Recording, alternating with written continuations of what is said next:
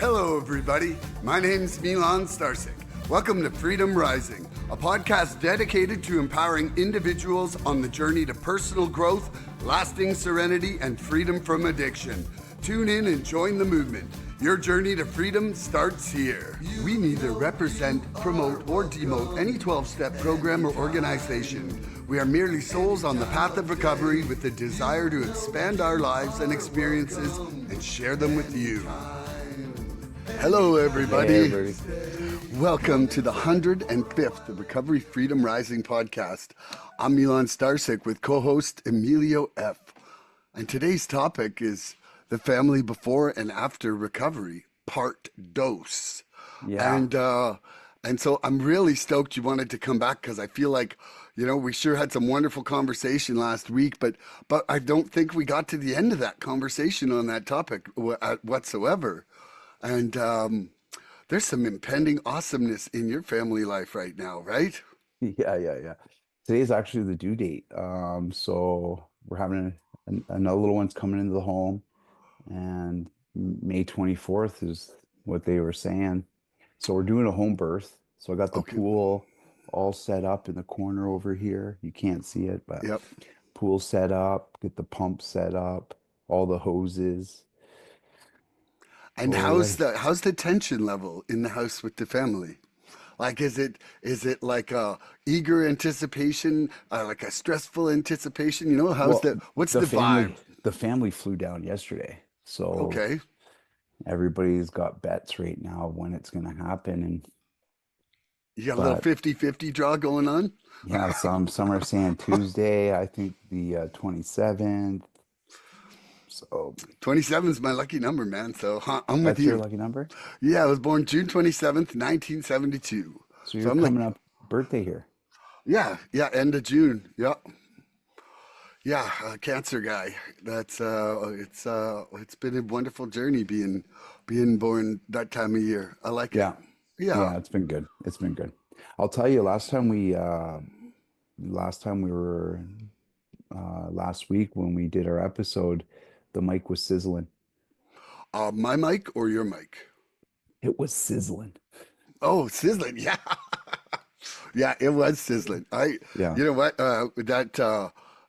It was a great episode, and in fact, I was talking to my other co-host Andrew. I don't know if you saw any of the episodes with him on it.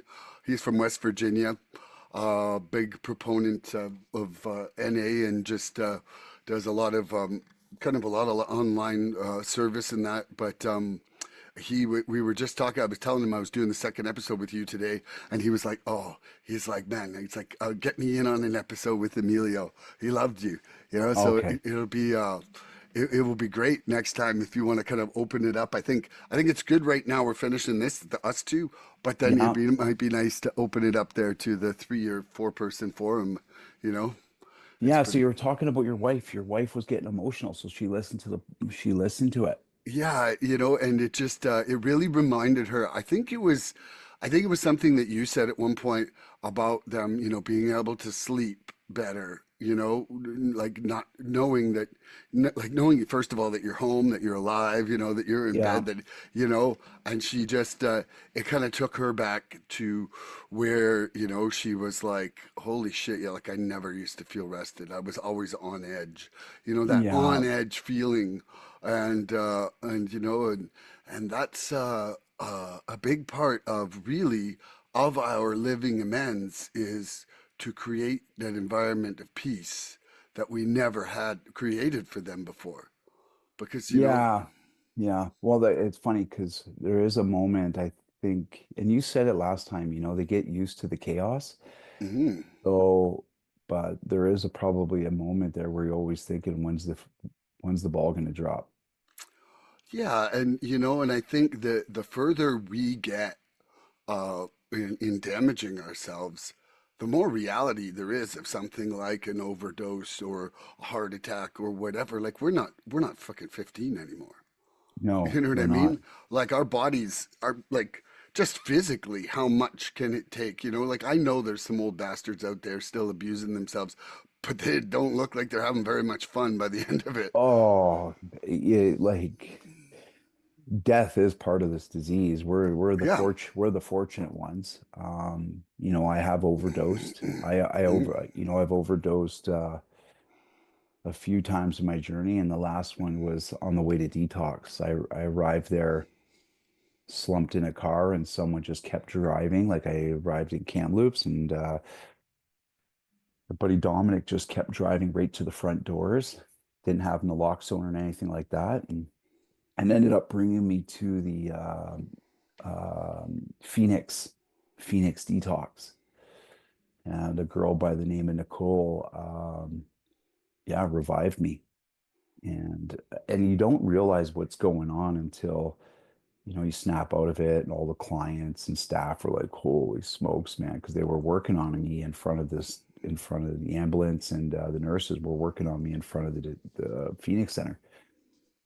So Wow. it's pretty crazy. That- Yeah, like, that's just another thing that, we put people through that, like, that, that fear that we just, the chaos and fear that we create, just by our actions and the eventual dangers of it, you know? Oh, Milan, I'm going to tell you. So that happened. I don't know. All I know is there was gaps. So I guess I arrived at Phoenix. So I OD'd in my buddy's vehicle. I arrived at Phoenix Center. And then I was coming in and out. And I did remember them. I guess they pulled me out of the car and I hit my head. And I could hear someone say, he hit his head pretty hard. And then, I heard my buddy Dominic say, he's not using it anyways. I remember him saying that. I remember him saying that. So in that moment, he was trying to crack a joke. The girl that ended up saving my life was a nurse by the name of Nicole. And through my detox stay, I was trying to find her. And I was constantly saying, hey, is Nicole coming in? And they're like, no, no. And then one day turned into two, and I was detoxing from opioids and fentanyl. So I was there probably about 7 days, maybe even a little bit longer. And so every day I was there, I was getting to know the staff, and my sleep patterns were a little bit off. So I'd sleep all day, up all night. So the night staff, it was just me and the night staff after a while, and we kind of built this little connection. And at the end, they finally said, because I kept looking for this Nicole to say thanks, and they said, she's not coming in, man. The day that she saved you, she went home and woke up to her husband. He OD'd. So her husband was an addict and OD'd that Whoa. night. Pretty crazy. So and when I say there isn't, last week I told you I don't think there is a rock bottom to this disease. I think because the kids and the wife and the family are left holding the bag, right? So, yeah, I was funny. I was thinking about you saying that, and I'm not sure if I 100% agree with that. And it's okay. It's okay yeah, for us to have the difference of opinion because I think that some people are fortunate enough that a point becomes a turning point. I right. was thinking about that in the last week, and yes, I do think that there's always the potential to go lower till the very moment we die, Yeah, right? I will agree with that, but I do think that there are some points that cause either an awakening, such a distress, or such a shift that something happens and it becomes a turning point. You know, I right. there was a guy who relapsed in this little NA group I'm part of now in Oliver, and he came back on Thursday night, and it was great. Everybody was welcoming him. But one of the old timers in that group who had 27 years, he said, this is what happened to me the last time I relapsed. And this old timer had taken him aside, and he was like, you can either call this a relapse or a prolapse. And he says, you can just use it like like something you're going to reuse over and over, Or he's like, you can use this as your time to learn something from it, and there's something pro in it. And he's like, and that helped me make my last relapse my last one. Right. You know, and I'm not saying that anybody's impenetrable for going back, but I do think that there's evidence that there is some turning point for some people. But Right. that's as long as Yeah. you remain vigilant and in your program. Yeah, there is turning points, and there is moments, if we do make it out alive, there is moments where we can Yeah, have pivotal moments. When I say rock bottom is being a little bit more trauma informed, because especially when it comes to the family and the kids, because we're kind of eyes wide shut. We were numbed out, blacked out, on a flail, whatever, but they watch that, right? So, I just feel like it gets kind of passed on, just kind of gets yep, passed on, passed on. yeah, okay, So, but yeah, there is pivotal moments like, the Christmas tree talking to me when I called treatment. yeah, Watching my son give me that look like something ain't right with dad look. Uh, mm, yeah, these are all pivotal moments. Or when I told you about, I remember calling my dealer, blowing my dealer's phone up. It was Christmas, blowing it up. I mean, and he wasn't answering because it's freaking Christmas. And I remember blowing it up, like sizzling the phone. yeah. I You're like remember, 142 calls later. yeah. And I remember him pick up the phone and he's like, "What's wrong with you, man? It's fucking Christmas." I remember him saying that to me, Yeah, like, so these are those moments. But yeah, you're right. There are pivotal moments. There are some pivotal moments. Yeah. yeah, and some of them grow from faith, and some of them grow from fear. But I think for me it was a mixture of both, and I'm grateful for it. Yeah. I've cut myself twice with a chainsaw. I think it's good to be afraid of chainsaws. Right. There's healthy fears in life, Oh, for and sure. and I don't want to get cut by a chainsaw again. So what do I do? I be more careful around it. Yeah. I don't want to go back to where I was. What do? I be more careful with my program. Yeah. Like every time I have a friend who relapses, honestly, this is the one thing I do, man, is I'm like, where is the weakness in my program right now? I Right. try to find one thing that I'm not doing enough, and I try to use it as a tool, and even if it's just it, because there's times where I'm totally surprised by people I know, where I'm like, whoa, man, I thought you were doing awesome. Yeah, that's the great riddle of this disease. And I think God designed it in a special way because I think it keeps us hungry and it keeps us working with others. Because when you look at someone, it's kind of a riddle, because the guys that you think are really doing good sometimes fall flat on their face. And then the guys that you're like, this guy's going to get drunk or loaded in a week Yeah, is the guy that makes it, ends up getting multiple years. So that's the great riddle of this stuff, because I feel not cherry picking or being lazy or wanting the best. But if I knew who was going to make it, those are the guys you want to invest in more, right? It's just the way it is. yeah. That's and but it's kind of a riddle. Yeah, you're right. Sometimes,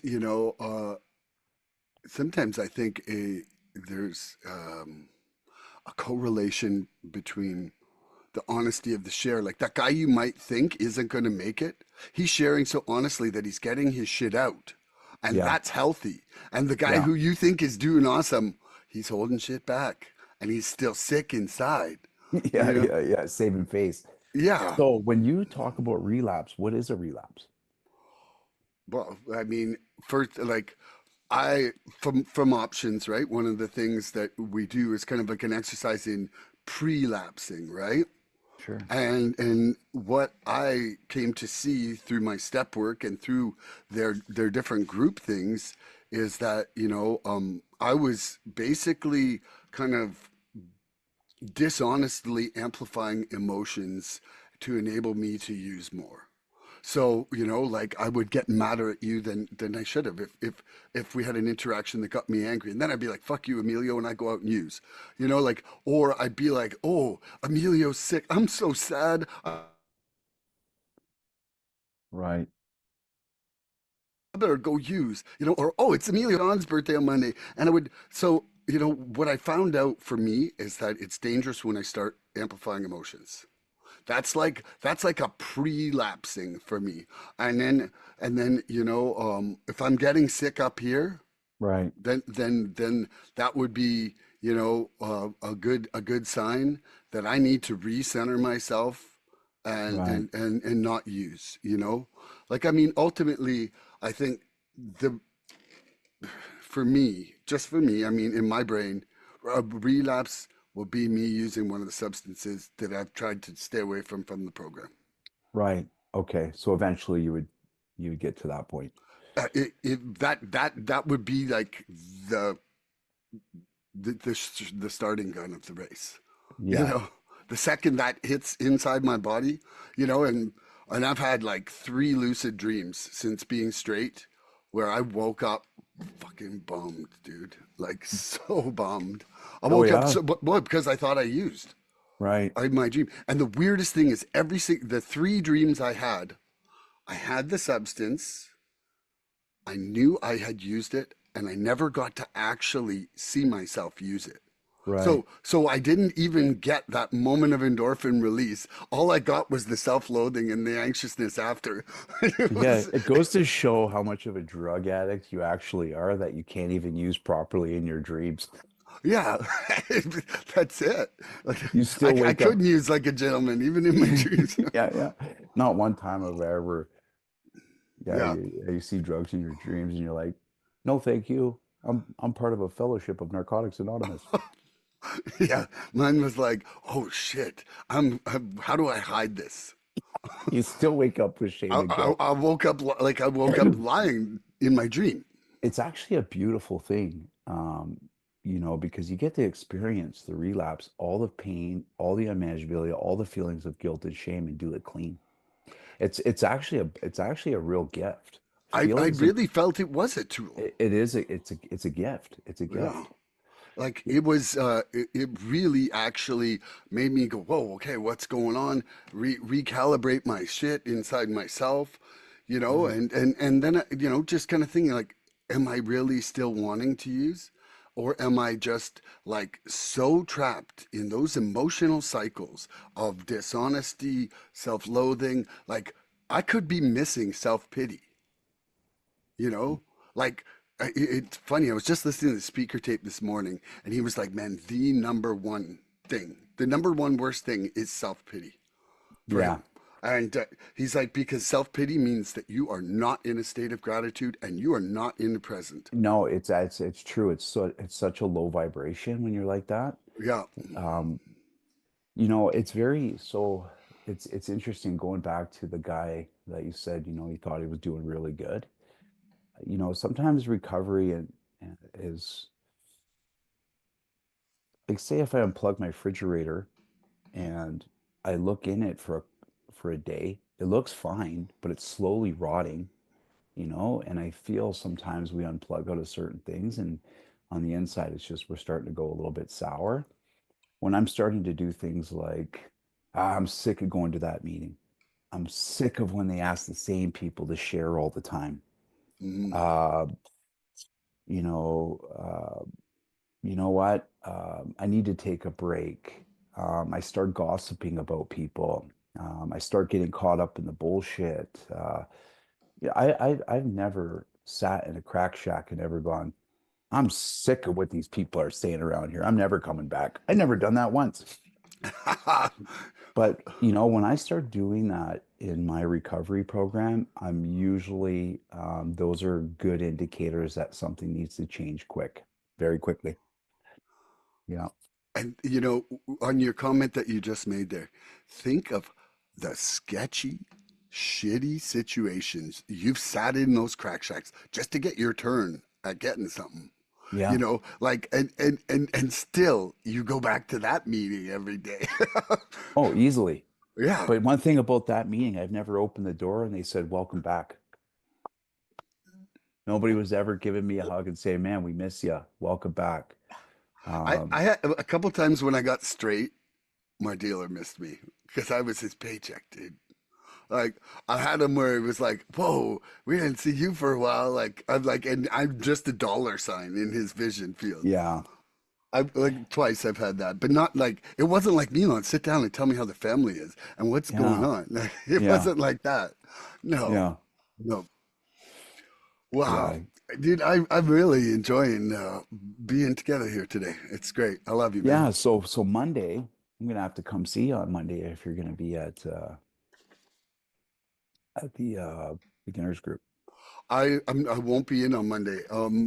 I I now switched my home group to one in a Soyuz on Wednesdays at That's noon. right. Yeah, but I am coming up to Kelowna. There's a friend of mine who's in options right now, and he asked me to be his sponsor and come to his graduation on Thursday. Oh, So wow. there's a good chance I'll be in Kelowna on Thursday morning. Yeah, sponsorship, eh? It's sponsorship is such an important thing. Man, it's funny. Like, it's really heartwarming when you see a partner in crime trying to move into recovery. It is because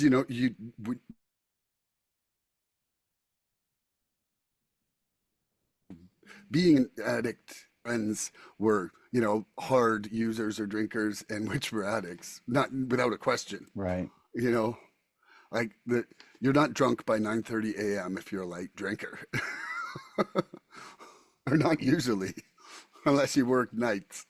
Yeah. Or staying up for 48 hours. You don't even know what time it is anymore. Yeah. Yeah. Okay, I'm going to ask you a question. Yeah. Go ahead. Addiction fractures connection. Recovery invites us to stitch those bonds with honesty, humility, and time. What's one relationship you're working to repair, and what small action can you take today to strengthen it? It's interesting. It'd probably be my dad. It's funny how you can have more grace for the new guy that comes into a meeting than your own family. And Man, uh and it's crazy because there has been a fracture there. I grew up in my dad came from a great home, good Italian family, first generation Italian. They came from Cosenza, Calabria. There was 9 kids in the family. Grandfather was a cobbler, worked for Ambassador Bridge to make money. Grandmother was a nurse. Great, great family. And my Uncle Frank and my dad just got caught up in some shit. And whatever their story is, I never really got into it with my dad. But I'll tell you, my dad ended up going to the penitentiary a few times. He went to Collins Bay, then he went to Kingston on 2 different pen bits. And then the last bit he did was 9 years in the Indiana State Penitentiary. So there was a lot of gap. And my dad identifies as someone, he's come into recovery, and but it's one of those things that, yeah, there's a bit of space there that needs some healing, and I could feel, um, sometimes when my dad will say something or his mannerisms, I could feel my spinal cord vibrate. Like I want to, like, so obviously there's some stuff that still bothers me, that still needs to take some work. And yeah, so then so on the second part of that question, what small action could you take today to strengthen it? I think I'm gonna say I think because I'm not doing it. Mm, So, yep. but I think a small action would probably send a message. And see, this is what amends is all about. It's not just about ringing somebody up out of left field 9 years down the road and say, "Hey, man, I owe you an amends." The amends start, I think, when the damage stops. So the damage would be like, "Hey, Dad, just thinking about you," and then that turns into a little bit of a text message, and then it turns into a phone call, and then it turns into a walk, and then it turns into a walk, a talk, and a conversation, and a coffee, and the next thing "Hey, Dad, I owe you an amends." And so it starts with a text message. That would probably be the small Mhm. action. And even if it wasn't for me, but you know, for the grandkids too. you know, and things like that. So there's still areas in my life where that's one of them that I need to work on. So I that's like it. honesty, man. That's freaking Yeah. honesty. Yeah, Yeah. I love it, man. It's great. And so for me, what's one relationship I'm working to repair and what small action can I take today to strengthen it? So, a big one for me is my daughter. Yeah. And, you know, I tried to make amends with her and she really just, she wasn't ready. She wasn't ready. And she said that flat out. You know, she said there's just too much to process right now. And, Right. uh, and so that, you know, that made that hard from my side. You know, Right. I had done a couple amends before and maybe created some kind of expectation that they were going to go like the first couple went. You know, Right. you know, I'm flawed. I create expectations based on prior events. You know, like I'm just kind of spent my life doing that, and for the most part, that served me well. But it doesn't really in recovery. But you know, the small action that I can take today to strengthen it, I really feel is listening more than talking to her. You know, like trying to more encourage her story than mine. And I know that that sounds like highfalutin or whatever, but No, it's I you're bang on. You're bang on. Keep going. Keep well, going. it's just that, you know, one of the things that I realized through my step work is that a big part of my defects and shortcomings with people I loved, I was placing a lot of blame on people, and it was through intolerance and lack of acceptance that I was expressing my shortcomings and holding resentments against them because of expectations and just lack of acceptance overall. But what I realized in doing my step work and the things I've learned in recovery and doing this podcast and talking to other people is that you really stand the chance of damaging other people's self-worth with that approach. Like if that's your defect, although those people, you know, should be able to overcome this and grow and not be affected by you, blah, blah, blah. When they're a kid, you're essentially telling them that they're wrong all the time. Yeah. And that's a horrible cloud to grow up under. Right. And I realize that I probably inadvertently and indirectly did a lot of that. And so now, you know, I'm trying to listen and trying to be more encouraging. And when I see myself, even in sarcasm, like, then that's another thing that it's like kids don't get sarcasm. Sarcasm hurts kids. And, and so I think that I'm really trying to reduce my sarcasm that even jokingly projects an intolerance or an Right. indifference. And so, yeah, it's something that awareness is giving me the opportunity for growth. Yeah, this is good. I'm really happy we're talking about the steps too, because recovery is there's many forms of recovery, like Mhm. many forms of recovery. Mhm. Um, but when you start to do some self-discovery and start to walk it out, doing it through the steps is pretty good. And I notice that sometimes the steps are like a combination lock, because when you're in a step 9 and and you think things are still not getting unlocked, sometimes you gotta turn the dial back to 7. And 7 is sometimes just okay, knowing, all right, maybe this isn't the time, saying something, you're like, you know what, let's give it some space. And and which is pretty cool. And we do with me, my sponsor and my sponsees, we do one, two, threes. So we do step one, two, three on a situation. So when I say that, it's like, hey, you know, what's the problem? And then I write about it. And then I go to my support group, which is a power greater than myself. I go to my support group and I ask for some input on this problem. And then when I have that information, I make a decision. And that decision is based on what I think or what I think is the next right thing. And there's a lot of situations where I have to do some one, two, threes around.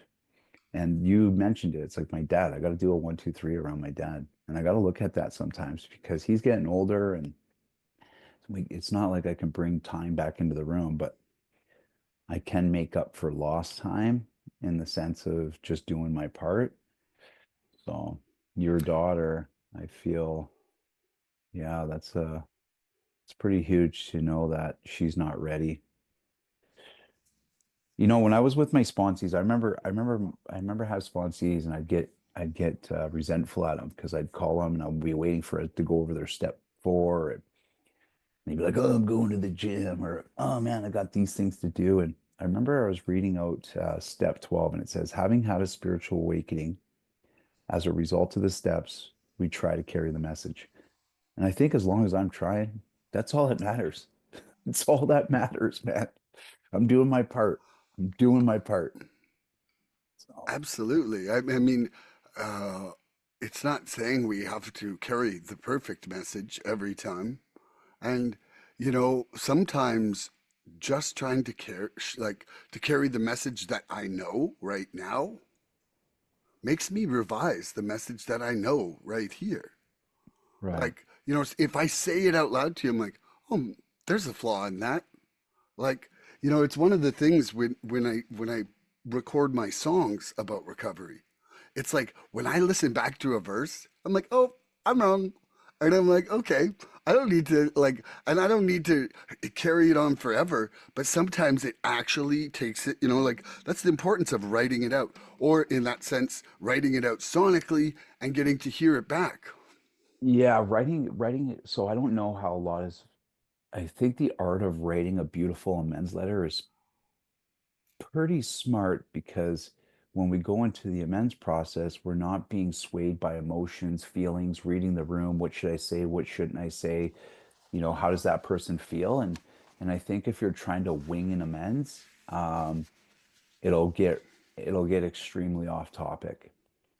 Uh, but when you write a letter, it's almost an unwritten rule that while I read, you listen. Like nobody's cutting you off in the middle of a letter, and Yeah, you just read it. And at the end of the letter, you get to give it to them. When I did I my like amends that. letter to my wife, and I have my amends letter to myself, my son, my dad, my old work partners, my friends. And the one I wrote to my wife, the opener was, Justine, I'm writing this letter of amends to take full responsibility for the damage I've caused during the course of our relationship. I was self-centered, indignant, angry, self-loathing, harming you along the way. I mentioned my defects, and then I got into how those defects have hurt our relationship. And then towards the end of the letter, I wrote my commitments and what I commit to do.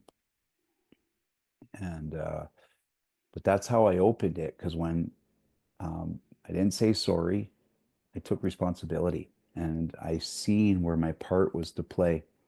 And it Hmm. wasn't my first draft. So um, there's a guy by the name of Nick Rigma. He wrote one of the chapters in our Living Clean book, but also very successful, very smart Dutchman. He ran Sony Entertainment Canada, also a dope fiend. Got up, caught up in shooting coke at 45, and his wife's chasing him around the streets of Hastings and in out of hotels, etc. And I'm not telling his story. This is the story that he tells in the literature too, right? So Nick Rigma was my guy, and he's like one of my good friends, and he would go over my letters. He's an author too, so he'd go over my letters, and he had a Dutch accent. He'd be like, Emilio, there's a lot of fluff in here. He had this voice. There's a lot of fluff in here. I think you should take this. He would draw a line through my step work. You need to take this out. It's kind of sounding like you're in a retreat more than a treatment. I think you need to get to the root of this. And he would start crossing stuff up or rip it up.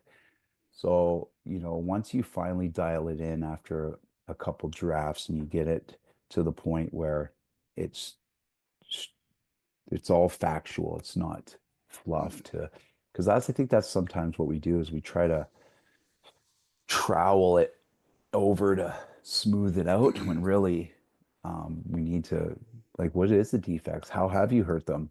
What is your Hmm. part? What are Yeah. you going to do different? What's that look like? And you write Hmm. that down on paper. It can be really more impactful than just a bunch of fluff. Because there's a part of you that kind of wants to manipulate the situation because we're scared of fear. We don't want to go through the feelings. We don't want them to Hmm. tell us to fuck off or walk away. So maybe subconsciously we're manipulating the outcome. I think so. Yeah, you think so too, eh? I totally think so, and I think that I think we're freaking addicts, dude. I think we've tried to manipulate almost every situation we've entered into since the second we felt out of control as a child. Yeah, yeah. You know, Feelings. like, yeah, yeah. We And don't like sitting in the in the fire too long. you know, it's funny. You hear different controversies, but I truly think that there is some genetic component to addiction. I do Yeah, think, like, man, my grandfather was an alcoholic. I have seen that gene smatter down through my large right. family, and you know, and my grandmother wasn't, and so you know, you can see who's more prone like my grandmother and who's more like my grandfather, and there's some people, you know, but there are substances that anybody can get addicted to. Right. You give someone a crack pipe or meth and they go smoke that for a month, there's a good chance they're going to be addicted to that, regardless of if they have zero propensity for addiction. But Right. but there's some people that I feel like are like boom, love at first sight with stuff. Yeah, You it's know? called a genetic predisposition. Yeah, yeah. Yeah. Yeah. As soon as they took onto it, they Hmm. ran off like they drank like they're a fish. Yeah. And that's, you know, and that's part of one of the things that I feel, you know, where I failed my daughter was setting a bad example. Setting a bad example to somebody who's probably predisposed to it, you know. She didn't have a good example of sobriety in me. Yeah. Yeah. I know that's how I think that's how the house was with my mom and me. And there would be times where, it was tough at the house.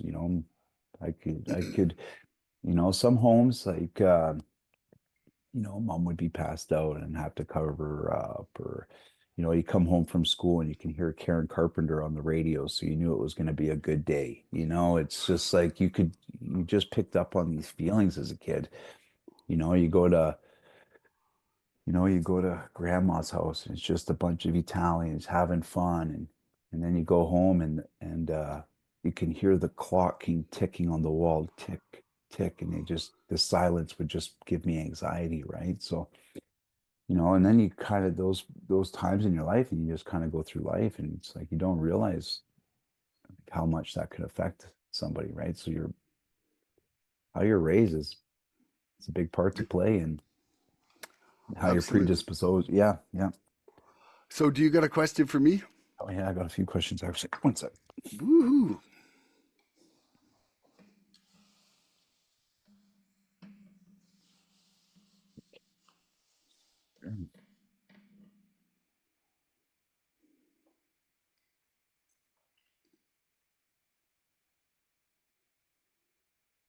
All right.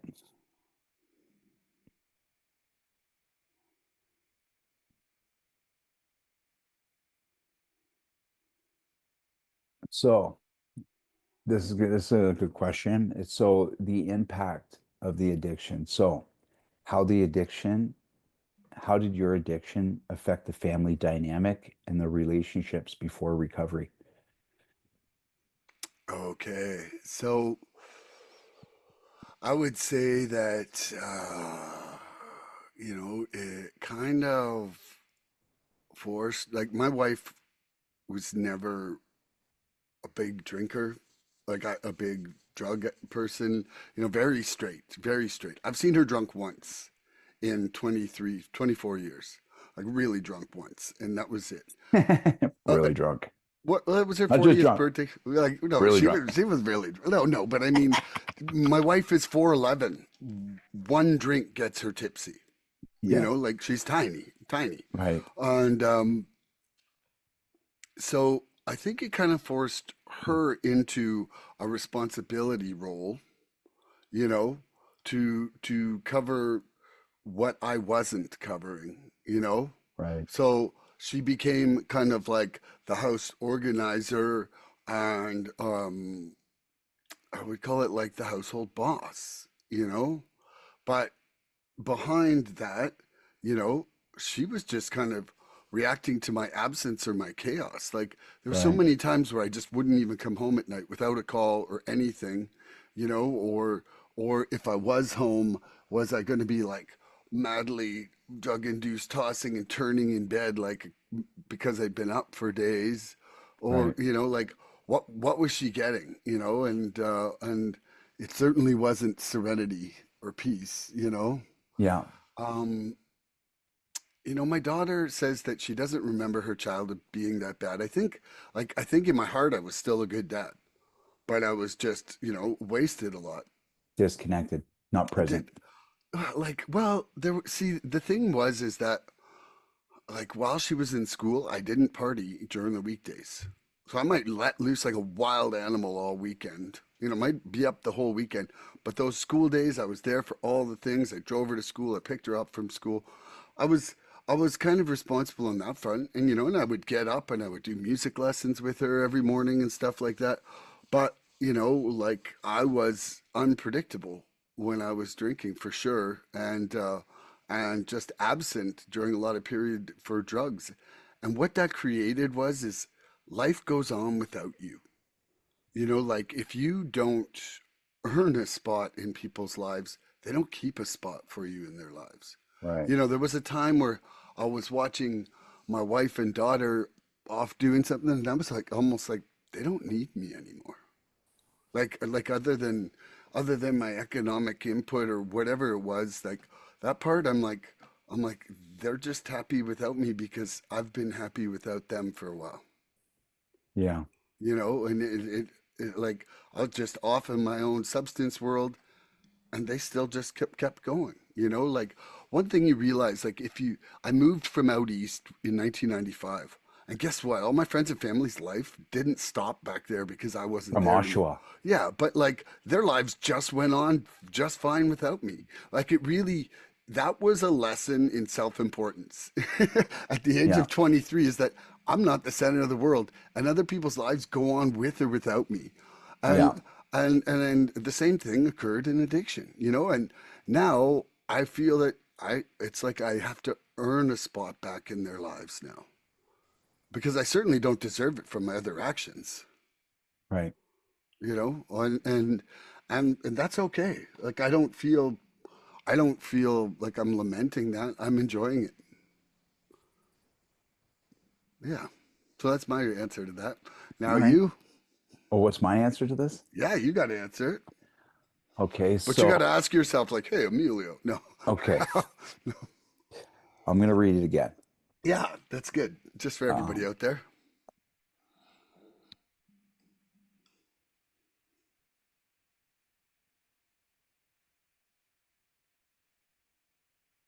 Oh, you're not going to read it out loud? um,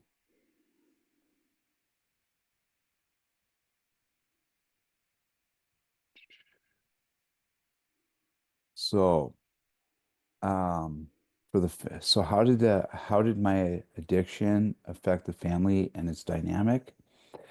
So, um, okay. So I remember, so this is before I went to treatment, and I talked to you last episode about how my wife was physically looking different. But what was interesting is you could slowly watch her. Um, she was kind of getting so caught up in the chaos that I was going through that she stopped telling the truth. Um, Family might say, "Hey, where's Emilio? Oh, he's out working, tuck tuck tuck." You know, even though I was fucked up in the house, you know, or she stopped going to family events as much. She stopped relating to her friends. Um, you know, so the dynamic was really, it was almost uh, very unhealthy. There wasn't, because one person is trying to keep things propped up while the other person's kicking the legs out from underneath them all the time, right? So it was starting to get really unhealthy. And I remember my wife wasn't telling her family what was going on. I think she went to the her niece's birthday party, and it was a pool party. And I said, "Does the family know what's going on with me?" And she's like, "No, they don't." And I says, "Well, I think you need to tell them, or I'm gonna." I got to a point where I kind of put that on her because I could see things were just falling. It wasn't too far after that. It was actually quite a while after that. It was probably about 4 months after that where I finally decided to go to treatment. So the dynamic was pretty unmanageable. It was quite unmanageable. And of course, I'm not calling home, not calling dad, not calling any other family members. Yeah, it was pretty unmanageable. Yeah, it was pretty, the dynamic was, which probably be motivated change a lot quicker. Yeah. Yeah, it was tough, man. Ugh, it was tough. I think of the last 6 months, like unmanageability is putting it lightly for the chaos that was going on inside my brain. You know, Right. like I never would have said my whole life I had mental illness, but like that last 6 months, I was in such a state of anxiety that it was like every single thing felt like such an overwhelming thing because I just wore myself to such a thin line of fatigue and stress, you know? Yeah, it was unmanageability was a nice way of putting it. There's this thing they teach you in school. So and we're starting to move into 2025. So they're bringing other things in like, cultural diversity, trauma informed. But there's also this other one that, you don't hear much, but it's called relationship resilience. And what they talk about is how every family dynamic has a way of going about things, but they do have the power to get through it. They do. And they need to be informed on how to push through these things. So it's called family resilience. And yeah, it's pretty interesting. I love that. Okay, I'm going to ask you another question. Emilio, recovery reveals that pain we caused didn't make us unlovable. It made us responsible for change. How are you showing your family that you're committed to lasting change now? I the follow through. It's the follow through, man. Um, it's not what you're saying, it's what you're doing that shines through, right? So I do go to meetings. I do take care of myself. When the wife calls, it could be a simple gesture as like when she calls, you answer, or call back because you put too many of those old phone calls back to back and nobody's picking up the phone. It brings up some feelings for them again, right? I have a sponsor. I don't put everything on my wife. You know, we do talk a lot, but I don't go to my wife and say, I feel like using, or man, I've had some cravings. Like I don't do that. I have a person in my life, a sponsor, where I talk to him about certain things. Now, do I have those thoughts and feelings? Yeah, very rare. But I still have people in my life. I still go to meetings. I still show up. I still take care of myself. I'm part of a community. I go to balls. So where I have a schedule. I follow it. So I think that's how I show up in a lot of ways, and I think it brings down the pressure when I'm taking care of myself. If I'm sitting around not taking care of myself and I'm spinning out of control and yeah, not good. Not No, good for the family either. no, I don't think so. So, how am I showing my family that I'm committed to lasting change? I'm different. I'm different from head to toe, day to day, moment to moment. Like I don't run a loose program. I don't Right. like I, like I don't have to get up every day at 4:30 or 5. But what I've realized is that I need a few hours before work that defines who I am for the day. and Right. and that involves, doing my readings. It involves making some song, it involves exercise, it involves time with my dogs.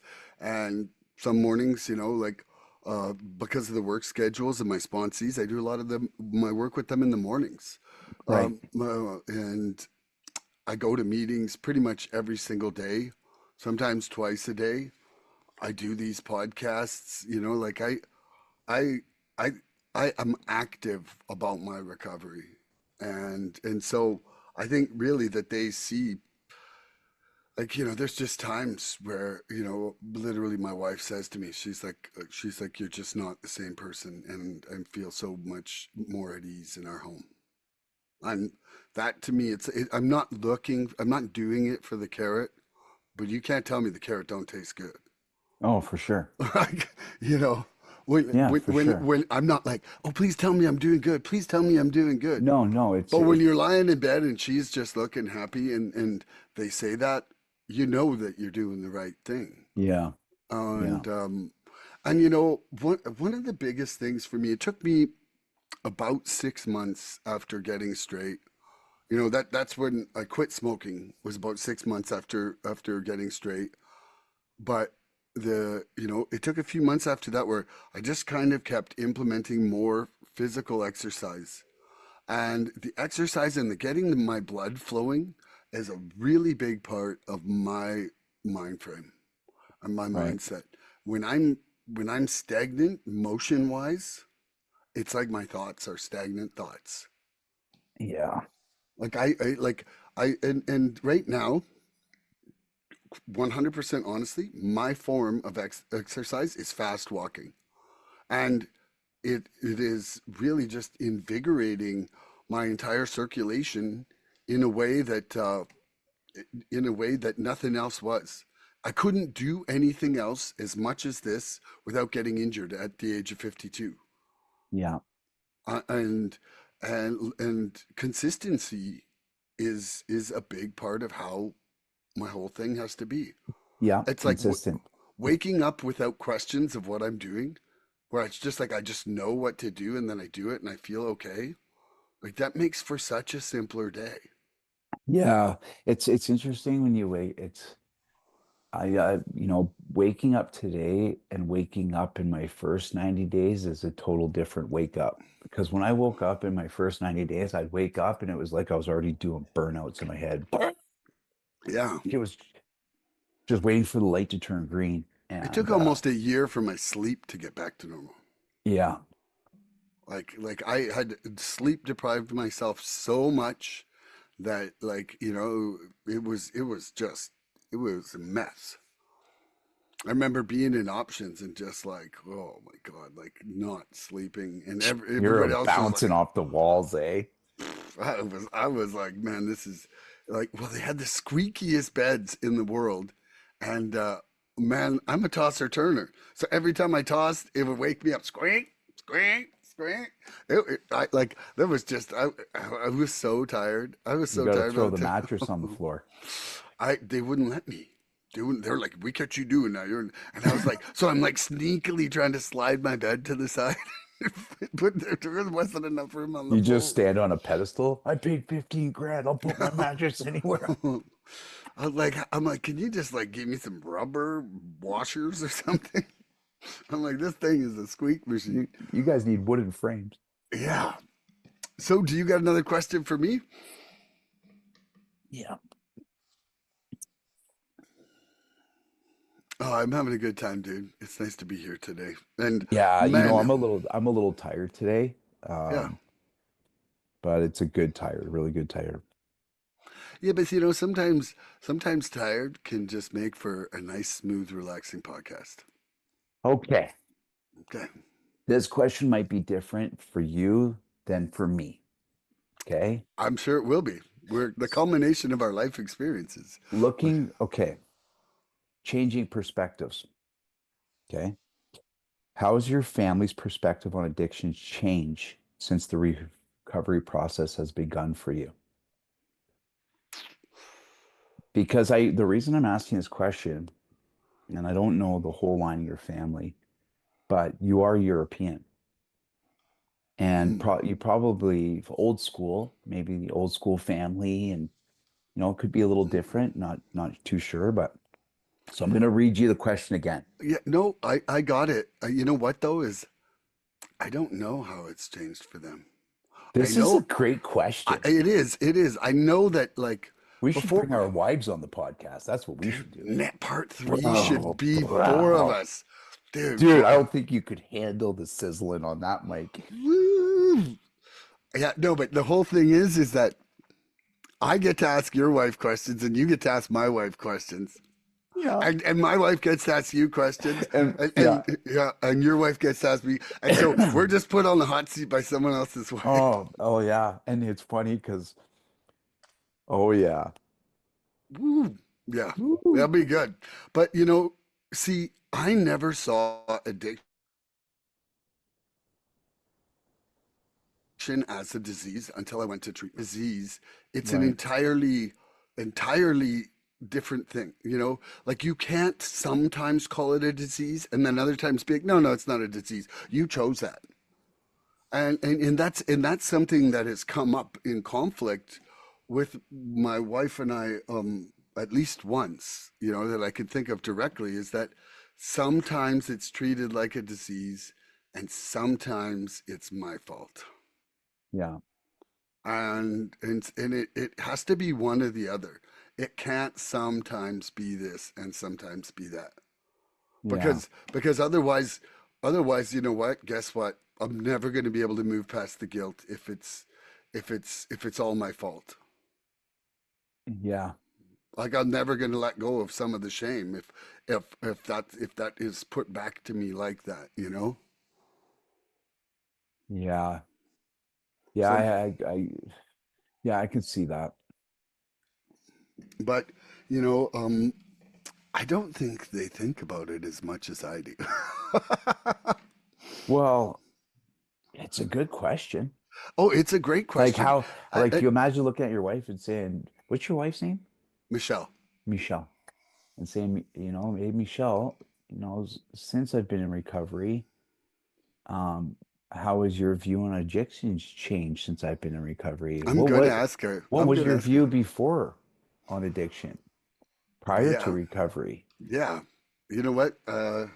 This will make for a good conversation. Yeah, Have that's a good. you asked your wife that question? Well, my wife's in recovery. Oh, Yeah, she's got 6 years. okay. My wife went to Oh yeah, yeah. options. Went to options. And so, though, how has her thing changed in recovery then? Should Like, I just should I just ask her? yeah, Hey, babe, how has your view of addiction changed or your perspective has changed since being in recovery or seeing me in recovery? How's your view on alcoholism or addictions changed? you have to repeat what she says because we can't hear it.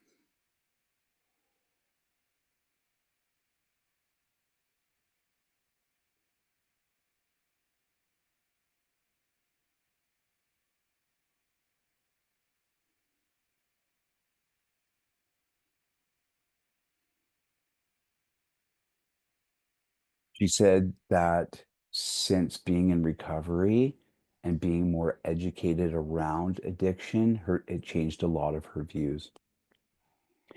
Probably seeing a lot of other people heal too, and how they heal's probably helped out quite a bit. I never would have One, thought. one, one sec, Milan. Okay,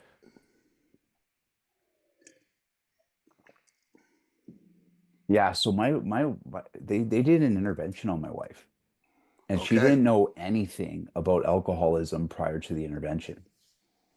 And I remember the conversation, and it was interesting because I think it was one of our first debates, but it seemed like her higher power at the time needed her to hear something, and the interventionist told her that you're an alcoholic. And I don't think she's ever heard that before, or maybe even accepted it before. That was the first time. And then she went to options treatment at the Salmon Arm campus back in the day. And yeah, and she started learning about big words like let it go, acceptance, and things like that. And so I think it really helped her. And was it like she a first timer and still in recovery, or has she relapsed? Or No, she's been on this road since she's left options. oh, awesome. Yeah, yeah. She did go to, and it's her story to tell when she's on the podcast Okay, X, but I'm lining okay. it up. I'm laying track for you over here already. That'd be awesome. Wouldn't it be cool? Wouldn't that be It cool? would be cool. Uh, Absolutely. uh, yeah, that'd be great. But yeah, she's been on this, and I don't know, we talked about it a little bit. She mentioned it the other day, how, being a drug addict and alcoholic, there's a lot of differences there. I Yeah. remember she mentioned it. I don't, and honestly, Milan, I don't know what it feels like. Uh, I've probably been drunk. I could probably count less on one hand in my whole life. In your I, whole life. in my whole life, man. Whoa. Yeah, I would probably say three times, four times maybe in my whole life I've been drunk. That's incredible. I grew up in such a society of alcohol. But Such, whoa, I'm an Italian household. There was yeah. wine on the table, and there's always, but I've never seen anybody in our home stumbling around drunk. Now, on my mom's side, it was, um, oh yeah, it was like they are all leaning up against something because they were so messed up. You know what I'm saying? Yep. But on my dad's side, it was different. And yeah, I just never had that. Because even when we were kids, and I don't know if it's like this at your home, but every Sunday there would be two bowls like this of pasta, salad on each side of the table, paninis. Uh, Back in the day, it was the pop shop, so we'd have The uh, pop shop. the Yeah. pop shop, buddy. You know the Oh, pop shop. oh, I know So the we pop would have shop. cases of the pop shop delivered to our house, and Black there would cherry. oh, 7 Up and Coca-Cola. And there would be cases of it coming from Stella's Market. And the kids, it was the first job I ever wanted when I was a kid. I was like, I want to be a grocery boy at Stella's. It's like a badge of honor. It was like, All the pop shop you could drink. yeah. And so we would have these dropped off, and it would be on the dinner table, and everybody would be laughing. And I remember when I was a kid, there would be like this much 7 Up and this much wine in the glass. Even when I was a kid, it was like I was allowed to drink it. And as I got older, the 7 Up got less and the wine got more, but I still always kept it at like that much when I was a kid. And I was introduced to it at a young age. Like I'm not joking. Probably 10, 10 maybe 10, 11. I was already able to be able to have that as a little kid. And I never took on to that. But when it came to addiction, holy smokes, it was like just off to the races. And it's funny because it's weird. On both sides of my family, I never seen addiction. Like I never seen on my dad's side, I never seen anybody do drugs. And on my mom's side, I never seen anybody do drugs. Like substance abuse, as in alcohol, but when it came to like drugs or paraphernalia or nothing, I never seen it. Mhm. And then when I hit the streets of Toronto, um, yeah, it's just like boom. Yeah. And yeah, yeah. That's how I got turned on to it at a young age too. Very young age. Very, very young age. Yeah. Okay, I got another question for you if you're All ready. right. Oh yeah, I'm ready. The wounds of addiction run deep, but they don't have to define the future of a family committed to truth and reconciliation. What open conversations are still needed in your family for healing to continue? If you, okay, so the healing's a great word. Reconcile's a good word. Um, recovery runs deep too, and not just addiction, but it runs deep. Recovery runs really deep, and the big part, if you want to take care of it, the first step in our program is to get honest. If you can't get honest, it's gonna make for an even difficult recovery process. But with the family too, if the family can take those hurts and pains and turn it around and talk about it and be vulnerable and be authentic as a family, man, it's a number one bestseller. But one of the things about addiction, there's a lot of prejudices. Nobody wants to get into a situation and lead with the chin and say, you know what, yeah, our families, and especially in smaller communities. And I know it because I work with people. I work with people on Indian bands. I talk to people in smaller communities and islands, and it's hard for them to get honest and open about, a lot of that stuff as a family because people talk. That's what they're afraid of, or what happens at home stays at home. Kids are seen and not heard, like these old theories and these old ideals, and it really shapes the culture of how we're raised and how we kind of push forward. But I've noticed a lot of the best people that have healed and a lot of the families, part of family group, are vulnerable and they work with other families. They're constantly they're open, they're being their authentic selves, and they're not trying to stuff it down all the time. Or another word is they're not lying and covering their tracks. So I think that's been a if when I see two different families, the family that comes into recovery, it goes back to Emilio. Stop identifying with themselves. Where's your kid? He's in school somewhere up in fucking um, Port Alberni or some shit. Like they just make up these stories to cover their tracks. But when the family comes into the family program, while their kid's in the program or their husband's in the program, and they start working on themselves and getting a support group and doing a little bit of recovery themselves, that's when the healing starts to begin because they're able to get it out. And one of the biggest things I'm starting to the mic's starting to get sizzly for me right now. I can feel it. So one of the biggest things for me is when I felt supported. So this is the thing. The things that usually get us into addiction are exactly the same things that get us out of it. Trauma, support peers, peer influences, you know, uh, feeling part of, making me feel like you want to be bigger than yourself. These, well, if I look at recovery, it's the same thing. Um, or getting out of addiction. Trauma got me out of addiction. It's usually pain that motivated me to get out of addiction. Support network, feeling part of, wanting to feel bigger than myself. I remember driving to a meeting with a bunch of guys. I loaded up our motorhome.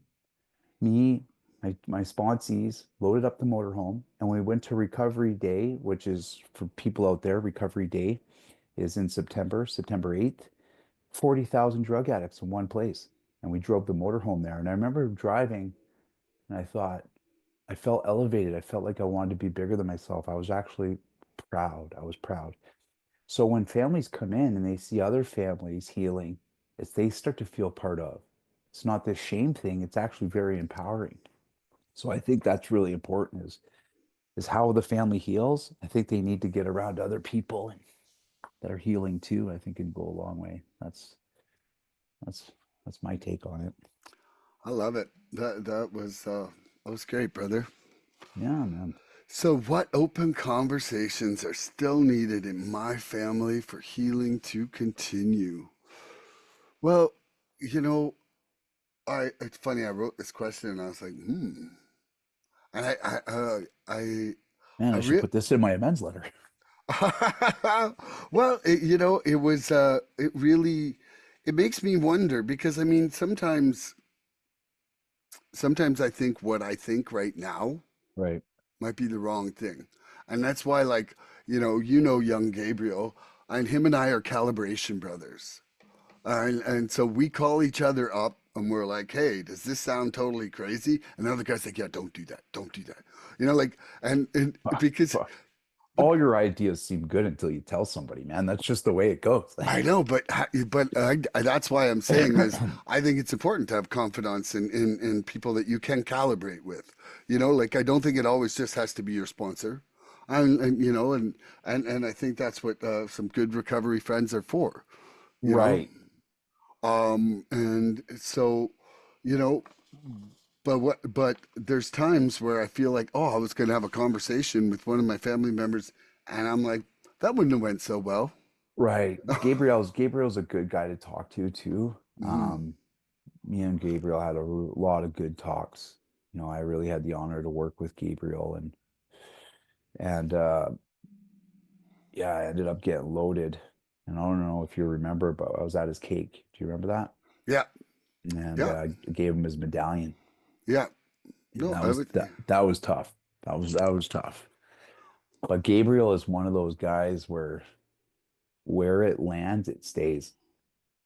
Yeah, You'll never, you know, you and I think that's really important too, because you know, I think that's so important to be able to create some trust in a healthy relationship is when you have that one guy you can talk to and run past stuff, and it's not going to get everywhere. yeah. Like even I was just talking to him yesterday. And one of the last things we said, we were like brothers for life, man. Yeah. Boom. And neither one of us, I think, felt like that was a light comment. It was like a pledge of brotherhood. Yeah. Yeah. Yeah, and he meant it. I meant it. Yeah, as far as it goes with conversations for my family, I'm still like looking at that, and I think right now I don't know what conversations are needed. I don't know what's missing. Like right now, I think that things are moving in a pretty good direction, and if anything, I think it's just more time. Like I don't think I'm through with my living amends. And I don't think I'll ever be through. And I don't think we're through as a family the healing process. And and so really for me, the greatest thing I see a need for is us to keep spending time together. Okay. This this is great. You just sparked something in me. Okay. So so the living amends doesn't end? Not to me, not on a lot of fronts. I mean, that's my sobriety is my perpetual living amends of the first order. Like without that, all the other amends are bullshit because I haven't changed my action. So there's no end to the amends. No, it's okay. Interesting. Yeah, yeah, Because remember I said there's no end to the rock bottom. yeah. What exactly? Like, but um, Yeah, part there's no. part of what I've made amends for is how my addiction has affected the family. And so if if what I should have done was not brought that chaos and that addiction into the household, right? And what I can do in the future is, you know, Oh, like if part of my amends is saying that I'm going to remain as strong in my recovery as I can, then that doesn't end. Because if that yeah, ends, every other change is gone. right. When I was in Indonesia, like I like the way they do meetings out there. Uh, but there was a guy, and it's like we already know it internally, but when someone says it, like, yeah, he's right. But we already know it. Like it's somewhere inside our Rolodex in our drawer somewhere. We just need someone to pull the file out. And so we were at the meeting. He goes, um, he was talking about when you rip somebody off for 20 bucks, what would the amends be? To give them $20 back and to stop being a thief. Right. But but then them, yeah, they get the $20 back. But next time someone asks them to borrow $20, it's gonna bring up feelings. They're gonna feel like they've gone through this before. They're gonna get those old trauma responses in them. And that's what I'm saying is the amends run so, it's just the damage that we create, it runs so deep. It's very, Mhm. very deep. And we don't even realize it, you know, don't even realize it. I don't think we can. It's like fractals, where the butterfly wing causes the tidal wave somewhere or a thunderstorm, and things are really like that Mm. sometimes, They are. like man, I've seen it. I've seen it in actions where it's like one night of something bad happen, like three families, like, and it's just, things ripple out. And if you think your actions don't have consequences, then you're just not looking around the world. Yeah, and that's when this podcast started, I said I don't think there's a rock bottom to this. Mm, It's the butterfly effect. It's the mm. butterfly effect of addiction. Yeah, there might be a rock bottom for me where I decide to stop, but my addiction has kind of penetrated someone else's psyche and spiritual, and it just keeps moving down the line. It's just it's I feel it's crazy. I don't know. I've been on this. I think about it too much sometimes. It's good Oh, things to think about. I think it's a good thing to think about. Yeah. Because all I thought about was more before. And I'm done thinking about more, you Yeah. know? In fact, I'm actively trying to think about less through surrender these days, and more on my gratitude, if anything. Yeah, gratitude is a good thing that keeps you in the moment. I think those are the two things that keep you in the moment, pain and gratitude. Do you have another question for me? Yeah, I do. This is about support systems, okay? Okay. And how your family supported you. How did your family support you during your recovery journey? And what role did they play in your healing process? Well, I mean, so, Because if your wife's a caregiver or mhm. codependent or a people pleaser, it sometimes can get in the way of good recovery. Well, my once the event happened with me in Vancouver, it was like you're going to treatment or we're done. And Boom. and you know what? Quite honestly, though, I was quite open to it. You were ready. I was ready. I was a turning point. I was scared for my life, 100%, and I was done. I was done. Like I said, the last 6 months were just hell. Um, but when I came out, like while I was in options, it was very sparse contact, and like really, um, the point in the treatment center was really just about me, working on me, and I didn't have a lot of outside contact.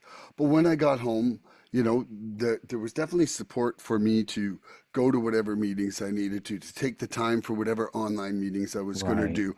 Like we're real broke, but if I needed gas money to go see my sponsor, that was never getting questioned.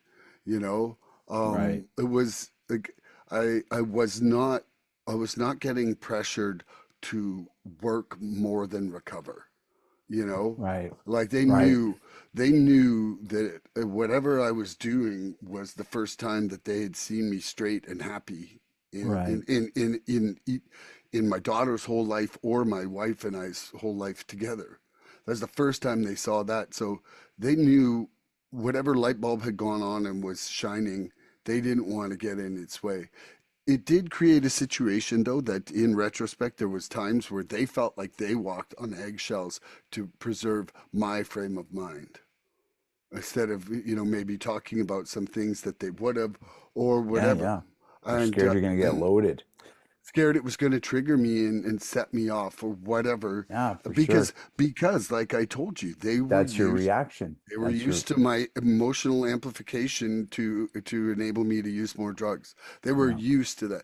And, you know, I haven't been like the angerless man or whatever since getting out. Like people still piss me off, and I try to, I try to surrender that the best I can, Yeah. and it's getting better. But like, uh, I'm far from perfect. My family is far from having become perfect in my recovery, you know, Yeah. and my reaction to them is definitely far from perfect. Like I think that's one of the blessings and the curses with family members is that you're so close, you know, that they see the real you, but also, you're so close that it's like sometimes cats scratch at the closest thing to them because their claws are itchy, you know, Yeah. and uh, and I see that, people hurt the people they love the most, Yeah. Yeah.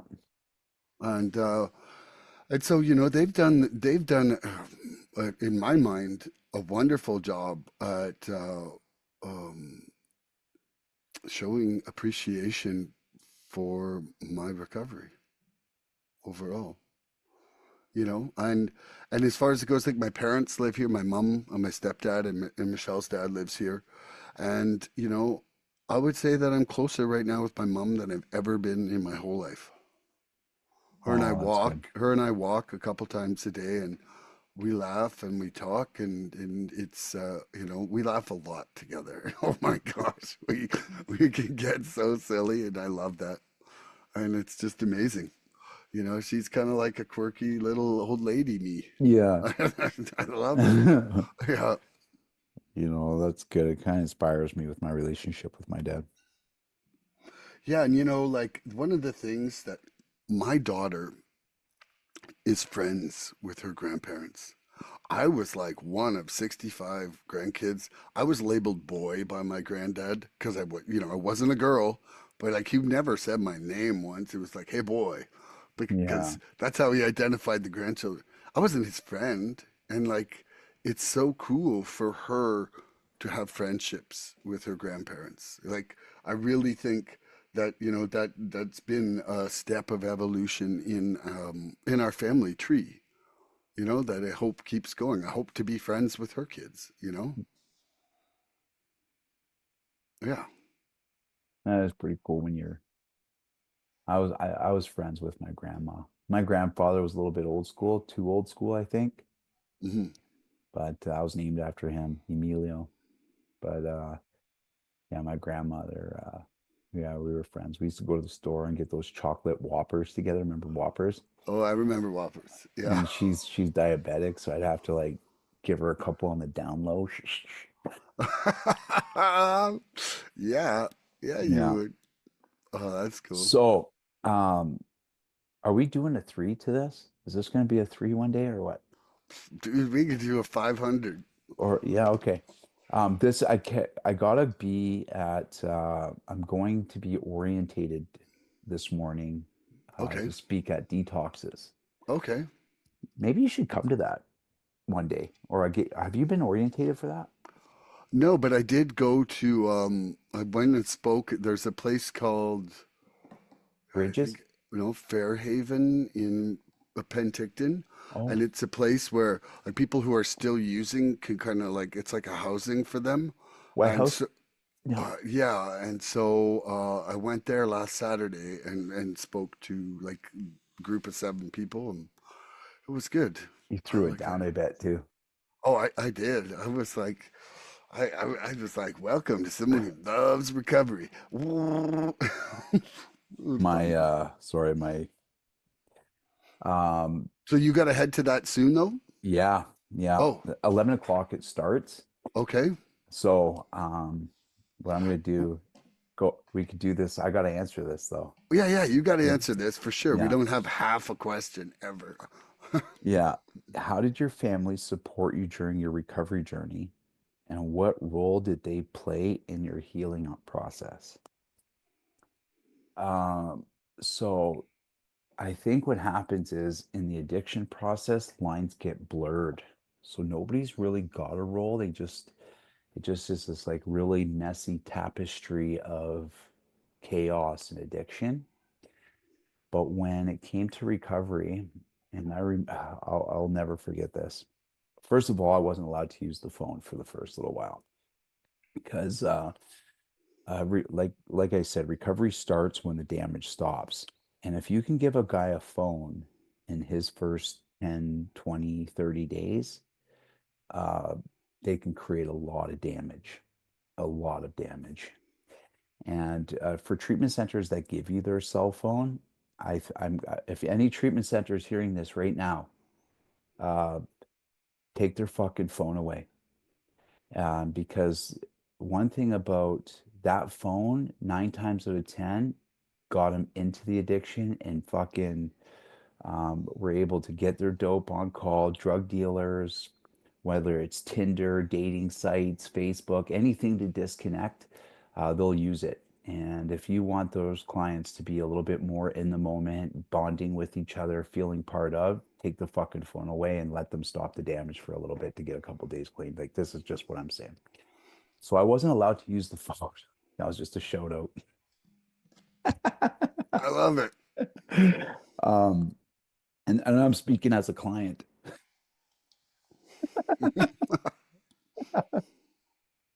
So, anyways, I remember, yeah, so getting on the phone and, you know, so how it worked was we had to get voted to go on the phone. So you would have to ask like 56 guys and you would say, can I get off restrictions? And the guys know you by then. By the time you ask to get off restriction, you've been there probably about 3 weeks, 4 weeks. You've already done step one. You're like, can I get off restrictions? And they'll ask you a question. And I'm getting actually this tattooed on my knee. Okay. They ask you a question. Why do you want off restrictions? And of course, I throw the old bullshit card because I want to help I want to take the new guy for a coffee. Total bullshit. Um, but that's the trump card because I want to take the new guy for a coffee. Right? That's the but you're allowed to use the phone. And I remember when prior to using the phone, I jacked the phone from my roommate, and he was in transition, so he had his phone back, and I dope fiended out of him. I was like, "Hey, "Here's your phone. It's Christmas. I want to call my wife and kids." It's fucking dope fiend him. So, anyways, I get on the phone and I call back to Saskatchewan. My wife was in Saskatchewan with her family, and the first thing she said was, what are you doing? Soothing?" Like she self-soothing? Like why did no, she said, "Are you supposed to be using the phone?" Loaded question. She knew I wasn't. I knew I was. Loaded question. I said, "No, I just wanted to call you on Christmas." She goes, "Why? You want to self-soothe?" And so how did she support me in that moment? She set a boundary and she turned the mirror back on me. And Ooh. so the support and it changes because you got to remember boundary markers can be moved over time, and there's some things where they can't be moved. And we talked about that last week was demarcation. They're set in stone, like a basketball court. Everybody knows their role, 3-point line, foul, key, you know, uh, half court. We can work under that. But when it comes to boundaries in relationships, as we heal, the boundary markers can be moved. As we fall back into old patterns, the boundary markers can go back, and it creates a lot of structure and stability. So thank God my wife had Al-Anon. She had she had space for my first little while that she can get her feet under her, get herself back, get her identity back. Because that's the thing is I don't know about how you were, but I remember you mentioned it last week is we go through a bit of an identity crisis when we come into recovery. It's like, Mhm. now what? So it gave space where my wife can get her identity back. Um, so she's got a support network. She's going to Al-Anon. She knows my caseworker. By the time that I would, but when I came home to do my amends, she was meeting my support group. So there's things that she has a life, I have a life, and when they cross, there's a little circle in both circles when they That's a kind of, Venn diagram. yeah, that part in that is recovery. Sometimes our recovery will overlap, but we have our own recovery. And that I think is good, healthy healing is because if I fall back into old patterns, she's still got her recovery. If she falls back into old patterns, I still have my recovery. Because one of the things about codependency is, and especially in relationships where, you know, the tapestry built on addiction is that thread is I'm only well if Milan's well. If Milan ain't well, I'm not well. Well, what kind of pressure does that put on Milan? Yeah. And so it's just like if you're not well and my wife is well, she doesn't feel the pressure because she's taking care of herself. Yeah. And it's the last thing a codependent wants to hear. You need to take care of yourself. Codependents don't want to hear that. They're like, what am I going to do without you? Right? So I think the best support system I had is when my wife was taking care of herself and doing what she needed to do, and I was taking care of myself and had my own support group and doing what I needed to do, and that was what created a lot of stability. I At love that. first, it's tough, but I'll tell you, and I said it last week, there's nothing more motivating than watching someone else heal and you're not. If you want to, when I got loaded, I was working in the field. You got to remember, I was the program director of a treatment center and I'm working in the field and you know, I'm the guy that you think everything's good. That's the guy, your guy that came back at the Yeah. Oliver meeting. I'm your guy. Everything's good on the outside. But what ends up happening, and this is just the facts of this treatment center industry and recovery and addiction and stuff, is that if I get loaded, I can go sell cars tomorrow, right? If I'm a car salesman, I can get loaded and I can show up to work and sell cars. But when you're in the treatment industry and you get loaded, you're skidded. You're gone. You don't have a back to work program and you lose a lot of credibility. So 9 times out of 10, and I'm just going to tell you, there's a lot of people working in the industry right now that are loaded and hiding it because they can't come forward because they're scared they're going to lose their job. Once they lose their job, they lose their housing and financial, and then the relation. It's a chain of effects. But anyways, I'm working, and what ended up happening was I started to resent the people that I was working with. I started to resent addicts. I started to resent alcoholics.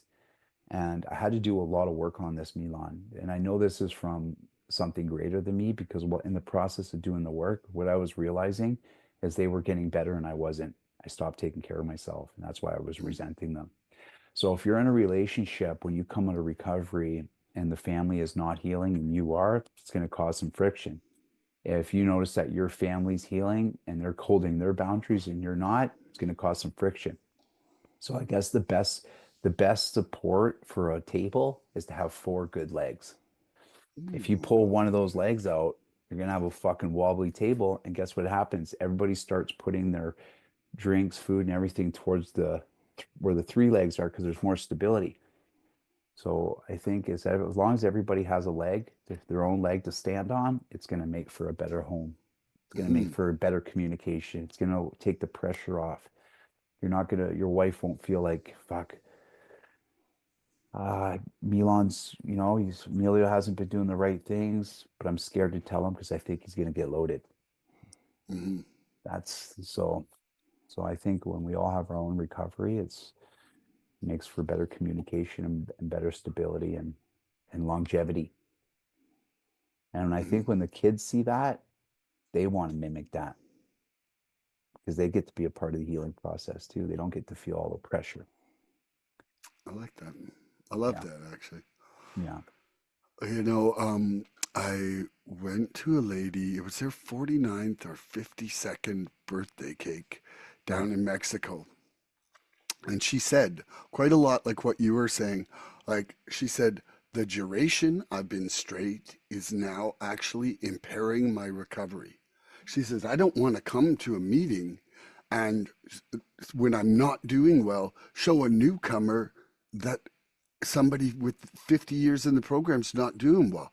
She said, like it people start expecting you to have your shit together. And she's like, I need to be able to share when my shit's not together without fear of people judging my program See, or that my length yeah, of sobriety. yeah. She's like, it has made it so I can't come and be honest anymore.